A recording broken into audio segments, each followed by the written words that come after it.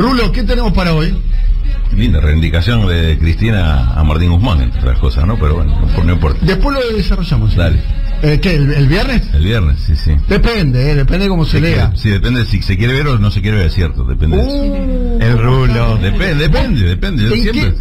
¿En qué fragmento Cristina reivindicó a Guzmán? Lo vamos a buscar. Decime. Sí, lo tengo anotado hasta el. No, pero ponemos el audio. Timecode para ponerlo justamente.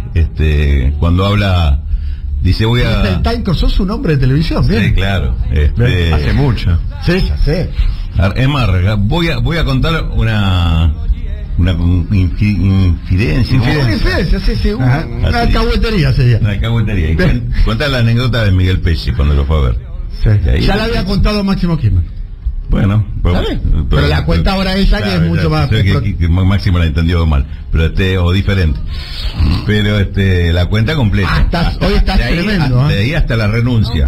Hoy estás on fire. Desde entonces, no lo nombró, dijo, desde entonces ministro, y después cuando renunció. Dice, para los que decían que renunció peleado conmigo. No.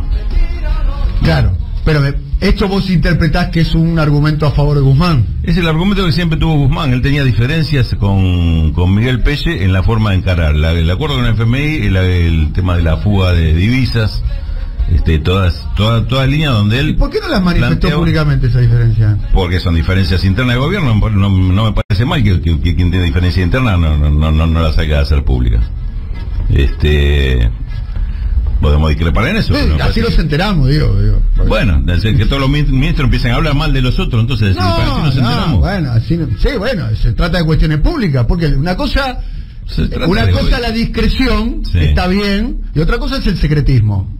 Son dos cosas diferentes. Sí, bueno, la política convive con la discreción. Después cuando el exceso de secretismo nos lleva a esto también. Sí, el exceso de discreción nos lleva a esto. Pero es una cosa, nunca dejé de cuestionarle a Guzmán el tema de falta de timing político para plantear este tipo de cosas. Que tuvo que ver con eso, tuvo que ver con el tema del acuerdo con el FMI, que lo que cuenta Cristina es cómo lo vino a buscar Pelle para llegar a un acuerdo con el FMI. Para puentearlo a Guzmán. Sí, porque Guzmán le estaba complicando, dice el acuerdo, pues se había puesto muy terco, muy caprichoso, y que Cristina le dijo que no, que lo dejara seguir a Guzmán en la negociación, que no correspondía. Tengo entendido que Guzmán se entera por esto porque Cristina se lo cuenta.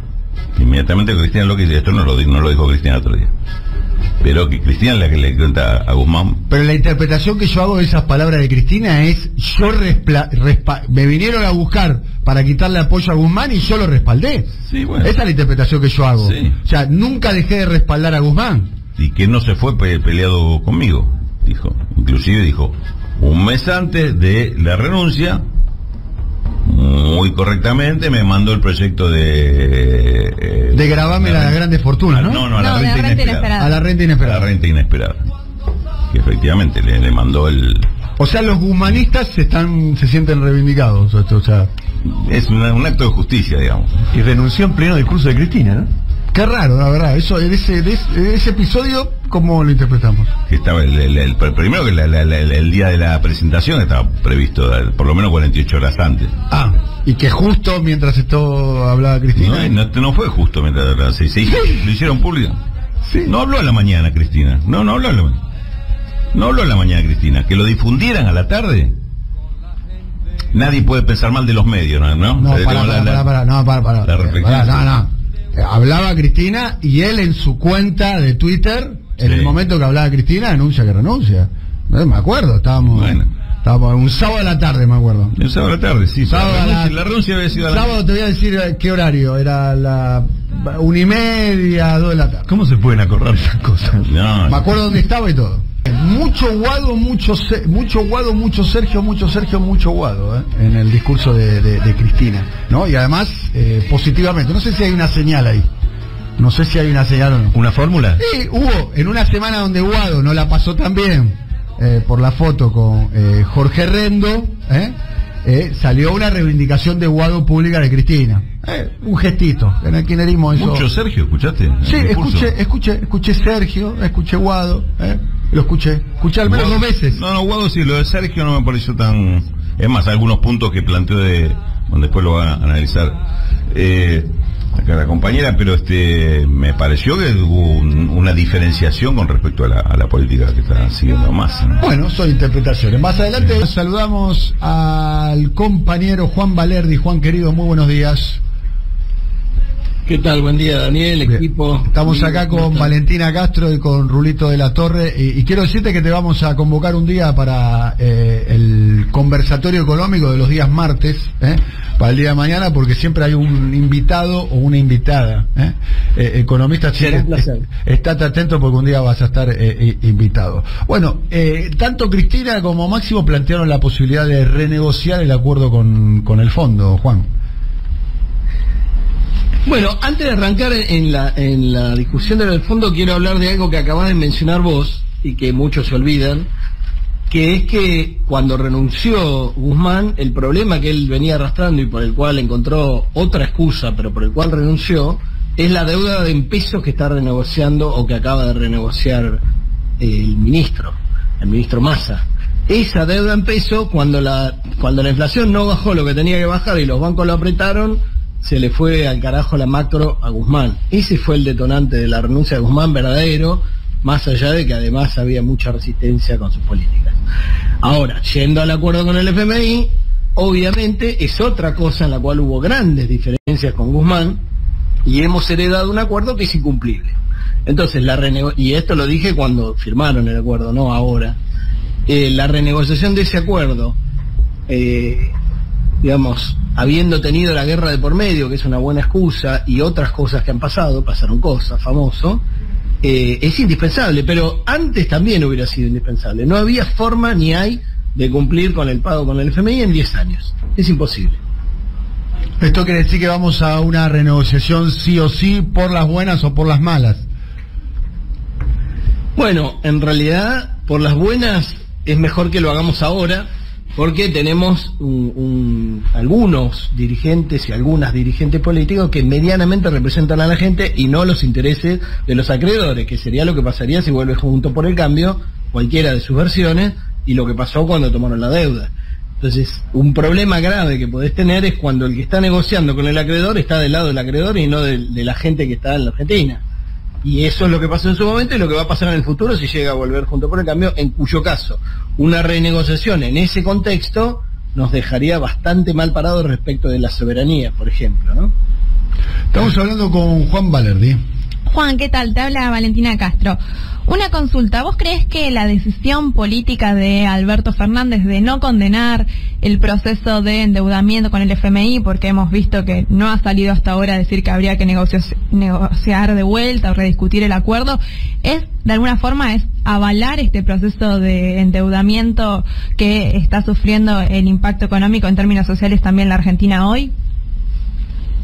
Lo que pasa es que si Alberto tiene que de alguna manera decir esta negociación estuvo mal hecha o mal enfocada o el resultado fue malo, el responsable político de esa negociación fue él, más allá de que el responsable técnico fuera Guzmán, y de hecho han trascendido en la... Pido, Juan, no es lo que dice Alberto. Alberto dice, el programa del fondo es mi programa, lo asume como propio, lo dice públicamente.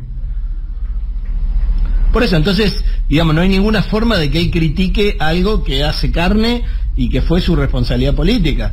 Y más allá de que han trascendido discusiones de él con Guzmán diciendo, pero vos no me dijiste que era un nuevo préstamo, sino que tendríamos que haber renegociado el de Macri, cosa que va a dejar en manos de, en el futuro, digamos, cuando alguien diga esta deuda con el FMI, ¿de quién es? De Alberto Fernández, y del Frente de Todos, y del kirchnerismo, y del peronismo, porque estás tomando una deuda nueva para pagar la de Macri puntualmente al día, con lo cual le das una amnistía a todos los delincuentes que tomaron estos 45.000 palos para tratar de ganar las elecciones, pero también para condicionar a la Argentina por algunas décadas, y al mismo tiempo estás endeudando a la Argentina con el peronismo, el kirchnerismo y demás, y el Frente de Todos, ¿no?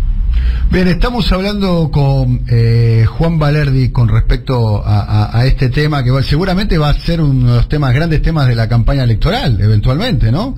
Porque el kirchnerismo ya desplegó una de sus ideas, que es la de plantear una renegociación con el Fondo Monetario Internacional. Acá surge una pregunta que a mí me gustaría, en algún momento, si tuviese la oportunidad de hablar con Cristina, quizás si me dicen, le tenés que hacer una sola pregunta, le haría esta pregunta. Esta sola pregunta. Que es, ¿cuál es la razón por la cual Cristina, que fue la que juntó los votos, yo creo que Alberto trajo su parte, ojo, trajo su 5%, lo que tenía ahí del proto-randacimo, 3%, 4, 5, no sé, X. Yo creo que Alberto trajo lo suyo, trajo lo suyo. Pero la que juntó la mayor cantidad de votos fue Cristina. Y teniendo en cuenta que la negociación de la deuda externa era algo absolutamente determinante. Era importante, tanto es así que el programa económico que se está ejecutando en la Argentina hoy se redactó fuera del territorio nacional, en la ciudad de Washington, Distrito Capital. ¿Por qué ella, y te lo pregunto a vos, Juan, y me gustaría tener la posibilidad de preguntárselo a Cristina, o que alguien se lo pregunte a Cristina, cuál es la razón por la cual, si fue tan determinante la deuda externa, ella no colocó dentro de todo el equipo negociador, no había una persona que le responda a ella? Que le responda en serio, estamos hablando, porque Guzmán no era de ella. Al final Guzmán, según lo definió Andrés Larroque, es un agente del sistema financiero internacional. Así lo definió hace un par de semanas. Imagínate. Después Pelle no era de ella, Pelle es radical y es amigo de Alberto Fernández.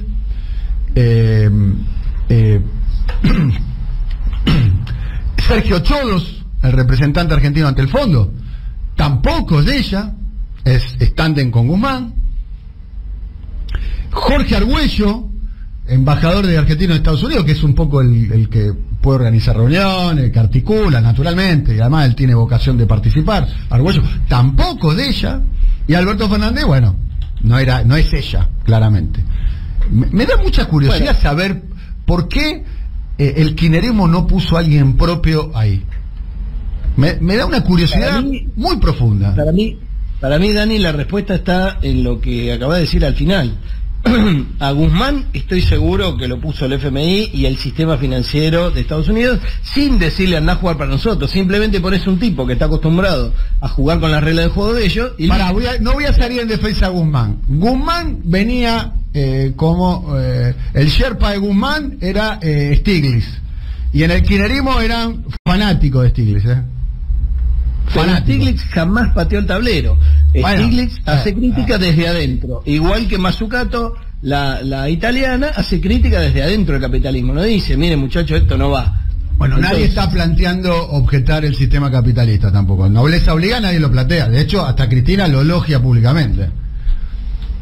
Perfecto. Entonces, lo más probable es que en el paquete Guzmán también haya venido el paquete Alberto, y que no haya habido tantos márgenes de elegir otro candidato presidencial, que fue parte de una negociación, y esa negociación incluía el abrazo con Estados Unidos.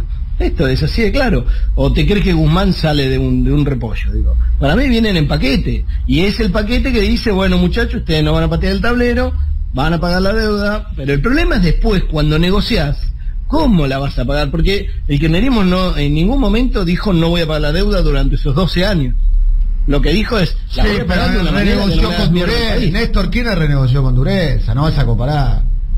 Exactamente, pero justamente lo que estoy diciendo es, te pago como puedo para que el país sea viable y se pueda desarrollar y la gente esté bien. Te pago, pero con esas condiciones. Bueno, esto no lo hizo Guzmán, no lo hizo Alberto, y claramente, probablemente era lo que tuviera en mente Cristina de tratar de hacerlo, pero la dejaron afuera, de hecho, y a Máximo también, y por eso renuncia a Máximo en ese momento, y no en la negociación con los acreedores privados, que es totalmente diferente, y que Guzmán también para mí la pifió feo, porque la miraba también como acreedor y no como deudor, con la misma visión que tienen los Álvarez Agis del mundo, digamos. Entonces digo, el paquete seguramente es un paquete en el cual tenías que poner un tipo como Alberto, que no iba a patear ningún tablero y que tampoco iba a ser duro en la negociación. En el bla bla de cada 1 de marzo, de cada apertura de sesiones, es muy duro, pero después a la hora de ir a negociar no patea un tablero ni de ajedrez. Querido compañero Juan Valerio, un abrazo grande, estate atento que te vamos a convocar, Abrazo inmenso, hasta la próxima. Un abrazo. 10 desprendimientos del discurso de Cristina para analizar desde el punto de vista y en clave económica. Bueno, una cuestión que estuvo muy presente fue el acuerdo y la necesidad de revisar el acuerdo con el FMI. Justamente ella lo menciona, ¿no? Y dice, bueno, esto no es para no pagarlo, es para que nos permita crecer al mismo tiempo, y tiene que ver con estas discusiones donde ella ya las viene instalando, Máximo Kirchner también en paralelo, que tiene que ver desde dos bloques analíticos se puede analizar la cuestión, ¿no? Por un lado es el impacto social que genera estar atados a la hoja de ruta económica que plantea el Fondo Monetario Internacional, que tiene que ver con que, bueno, recordemos que luego del 2021, un año donde se plantan estas bases distributivas, donde van 7 puntos para el capital que se pierden de la participación de los trabajadores, atraso de paritarias, bueno, se cierra la negociación con el fondo, ¿no? Pareciera ser que es un modelo, ¿no? Modelos salarios bajos. Exactamente. ¿No? Un modelo que funciona a costa de alta inflación y salarios bajos. Y en una sociedad que no reclama, ¿no? Funciona en sociedades y está dejando de funcionar. Funcionó en Chile, funcionó en Perú, ¿no? Y está dejando de funcionar, ¿no? No tienen cohesión social. Acá no caminó. Macri lo quiso imponer y no anduvo. Y una cuestión además que tiene de diferencia a la Argentina, que todo esto se da en un contexto de debilidad total del sector externo, justamente por esta mala administración en términos cambiarios y financieros que tuvimos durante los primeros años del Frente de Todos, ¿no? Principalmente medirlo en términos económicos por el lado de esta cuestión, si es inflacionario o no el acuerdo, que es un poco lo que planteó Cristina el viernes, algo que ella ya venía discutiendo, que lo habló en Chaco también la última vez, donde es este esquema de tasa de interés a mayor que una devaluación y a su vez esta mayor de la inflación, que parecería ser que en el esquema del acuerdo lo empuja hacia una nominalidad, ¿no? Que tiene que ver con que el acuerdo tiene estos factores que logra ser inflacionario y mantener estas tasas de inflación, ¿no? Que la situación hubiese sido totalmente distinta también si se hubiese administrado con una intervención mayor las cuentas externas, ¿no? Pareciera además, por lo que se ve, porque el acuerdo está en curso, Rulo, Valentina, que además de ser inflacionario, es recesivo, ¿no? Exactamente. Que es la famosa, tan temida estanflación, es recesión más aumento de precios. Y privilegiar exportaciones por sobre consumo interno, ¿no? Sobre el consumo interno, exportaciones. Claro, esto que está describiendo Valentina de el rango de importancia o de subas de tasas de interés por encima de devaluación por encima de inflación, marca claramente un escenario, un sendero recesivo.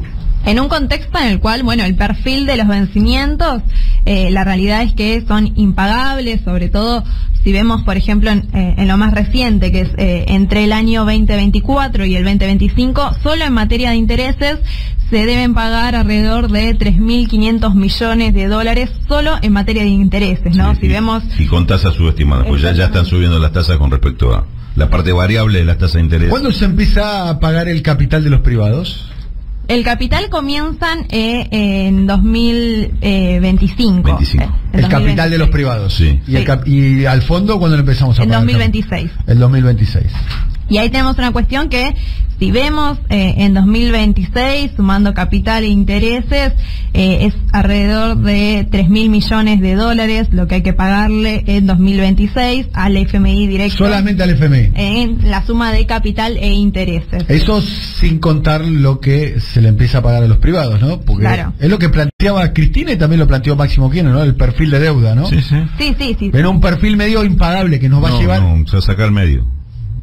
Es impagable, es absolutamente impagable. Lo cual implica que va a haber una renegociación. El tema es cómo llegás a esa renegociación. Sí, implica si llegás rendido o llegás fortalecido. Implica renegociación o default, directamente. Bueno, y esto solo hablando de los números de los vencimientos que hay que pagarle al fondo. O sea, si nosotros sumamos el total de deuda pública en moneda extranjera, es decir, en dólares, pasamos, como bien lo mencionó Cristina el viernes, ¿no? De vencimientos de 15.000 millones de dólares en el 2024 a 23.400 millones de dólares en el 2027.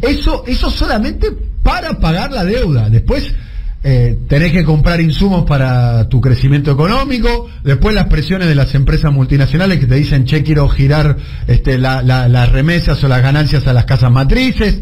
O sea, solamente para pagar deuda. En una situación de reservas que hoy vos no tenés dólares, ¿no? Digo, esta cuestión que se espera que hoy salga el informe con las metas aprobadas, pero también con esas modificaciones. No hay vaca muerta que aguante ahí. No hay vaca muerta, no hay litio, no hay minería, no hay oro, no hay plata, no hay nada que aguante. ¿Para qué se hacen estos acuerdos que se sabe que no se pueden cumplir? Bueno, ahí está la cuestión, ¿no? Digo, se firmó algo que, o sea, Máximo Kirchner cuando dio la discusión en la Cámara dijo, bueno, muchachos, esto no se va a poder pagar, ¿no? Y digo, eso fue en el momento que se discutió y hoy estamos viendo claramente, digo, si uno agarraba un Excel y sumaba un poco cómo estaba la cuestión, podría ver que en la proximidad no. Me parece que la deuda no nos prestaron esa guita para que la devolvamos, nos prestaron esa guita para condicionarnos económicamente y geoestratégicamente. Correcto. Nos prestaron esa guita para sentarnos en la mesa de negociación y decir los recursos naturales. Sí. El litio, el petróleo, el gas. Y la verdad que bueno, eventualmente el agua, y eso por ahora. Después capaz que el día de mañana te empiezan a pedir sí, eso es territorio. El punto en términos de condicionantes de la flexibilización laboral impositiva, pero también ambiental, ¿no? Que tiene que ver con este saqueo de recursos, porque no es la plataforma exportadora, yo exporto litio, me lleno de guita, tengo vaca muerta, tengo el gasoducto. Llega un momento que esa plataforma exportadora muestra su agotamiento en un modelo extractivista, ¿no? Lo planteó bien Máximo Kirchner cuando hizo referencia histórica al yacimiento de Loma La Lata en Neuquén. En ese momento también el yacimiento de Loma La Lata se publicitaba como la salvación de la Argentina. Por eso es muy peligroso el discurso nos va a salvar el litio, nos va a salvar el gasoducto. Como no nos salvó la soja. La soja trajo un enorme beneficio económico para la Argentina, claramente, no digo que no, pero no nos salvó. O sea, tiene un modelo distributivo absolutamente regresivo y desigual. Pruebas al canto, y es un tema que en algún momento vamos a desarrollar, lo señalo a ustedes, la situación en Rosario, que es una situación extremadamente próspera, rica, y sin embargo es desigual. Tienen el puerto que genera más riqueza del país, ¿no? Donde también la segunda cuenca exportadora más importante del mundo de proteína vegetal después de Chicago, ¿no? El segundo puerto de proteína vegetal más importante del mundo, y mirá los quilombos que tiene de pobreza, desigualdad, de violencia, porque lo que se desprende de la situación del narcotráfico, como lo hablamos el otro día con Carlos del Frade, es la desintegración social de Rosario y las adyacencias, ¿no? Con el cordón industrial, con lo que pasó en San Lorenzo, ¿no? Hay una situación ahí más a mi gusto más profunda. Por esto es determinante, absolutamente determinante, ¿o no, Rulo? Sí, sin ninguna duda. Sí. Este es el tema de fondo. Y después te agrego algo con respecto al corto plazo, digamos, no solo en la proyección que está. Para terminar, Valen. Algo que me parece, por último, para terminar, que tiene que ver con esa administración de los pocos dólares que vos tenés, ¿no? En este contexto de debilitamiento del frente externo, hubo unas decisiones políticas de, bueno, esto, darle dólares más baratos a los grupos económicos para que no sufran el impacto de la pandemia, luego el de la guerra. Entonces, acá vemos que de esos 35.000 millones de dólares que se le dieron a los grupos económicos, recordemos que son los mismos grupos económicos que durante el macrismo hicieron una fuga de capitales increíble, ¿no? De esos 45.000 millones de y durante Alberto Fernández cancelaron deuda a dólar a precio de saldo. Le dimos la plata. A dólar a precio de saldo. Le dimos los dólares para que ellos tuvieron cepo muchas empresas. Su deuda, y ahí se fueron 35.000 millones de dólares. Que si pensamos, si esa mitad, pues, pensemos 15, 17.000 millones, se hubiesen usado para pagar los vencimientos, hoy no estarías tan con la soga en el cuello, ¿no? Este estrangulamiento externo que estás viviendo. Y digo, esas decisiones políticas, esa moderación en materia de administración financiera y cambiaria, de darle dólar barato a los grupos económicos, tiene sus consecuencias. Y hoy creo que el escenario sería totalmente distinto. Sin embargo, hay que discutir con el fondo, pero sería totalmente distinto si vos contaras con esos dólares en las reservas del Banco Central, que hoy no los tenés. Valentina, muchas gracias, muy interesante. Nos vemos en el día de mañana, mañana tenemos Momento Rulo en el día de mañana, con Amado, con Rulo, y con Valentina.